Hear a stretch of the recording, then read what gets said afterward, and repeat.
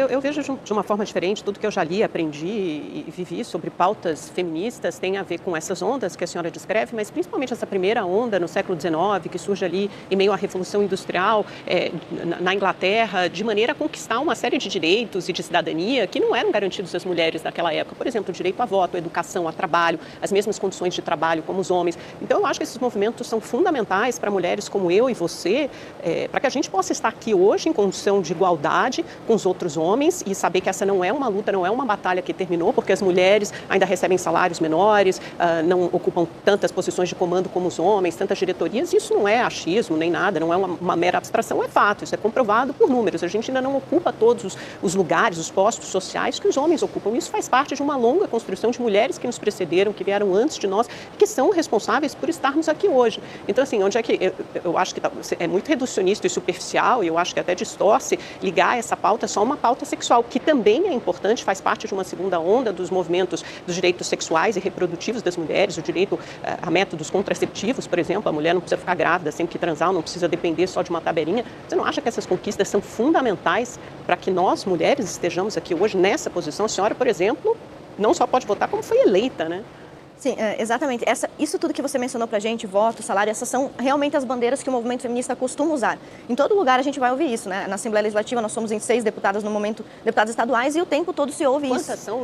Seis, mas de um universo no de quantos? total são 40 deputados e desses 46 são mulheres. Ou seja, um pouco mais de 10%. As mulheres continuam em minoria na política, também nesse espaço, no ambiente político, né? É uma conquista que nós precisamos ainda lutar muito, né? Não, mas na verdade, assim, as mulheres são minoria, né? Ela combe também entre eletricistas, pescadores. Aliás, a profissão mais perigosa do mundo, segundo a ONU, num relato de 2011, numa pesquisa, é a de pesca em alto mar. É a profissão que mais mata. Bombeiros, todas as profissões difíceis ou humilhantes, eu não acho que toda profissão é digna, mas aquelas que impingem maior sofrimento, maior afastamento de casa, maior risco de morte, as mulheres também são minoria.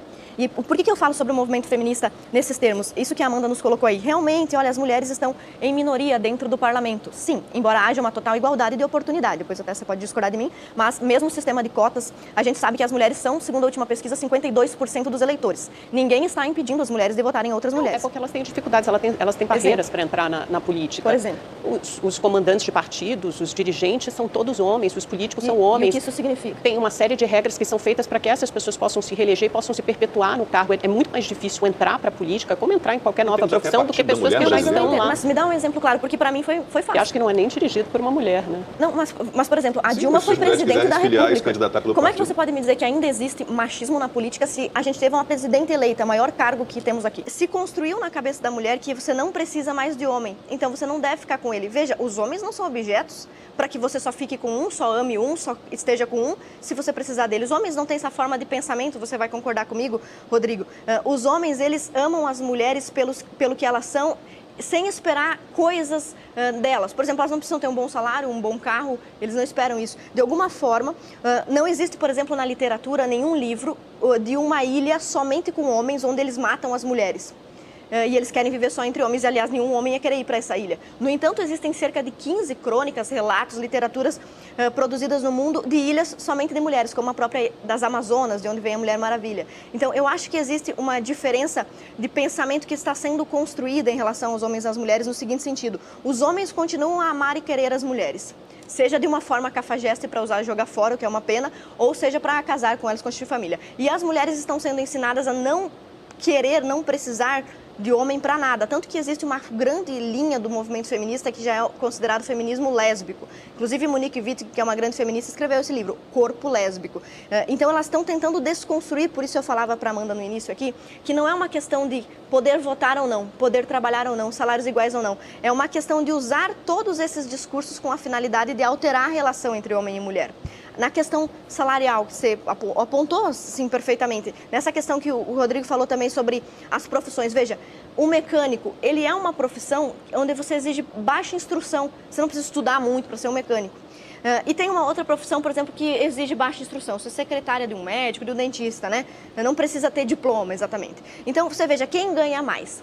Uma telefonista, cujo papel é apenas atender o telefone, ou um mecânico, cujo papel é ficar sujo de graxa do pé à cabeça e trabalhar, às vezes, com uma borracharia 24 horas, porque ele tem que estar sempre disponível. São dois trabalhos que estão, digamos assim, na base da pirâmide das profissões. Só que as mulheres não escolhem ser mecânicas, por mais que o mecânico esteja ganhando hoje 2,5 vezes a mais que uma telefonista. Uma médica, por exemplo. As médicas mulheres, elas estão preferindo pediatria, clínica geral, geriatria ou profissões que não exigem plantão. Veja, clínica geral é cuidar da família, pediatria é cuidar de crianças, geriatria é cuidar de idosos.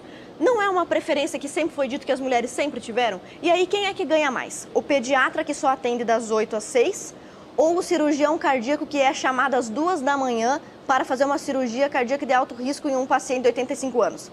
Quando você vai comparar em dados gerais, você chega à conclusão óbvia de que mulheres médicas ganham menos do que homens médicos, que foi a informação que a Amanda disse e que está correta. Mulheres ganham menos do que homens em níveis gerais.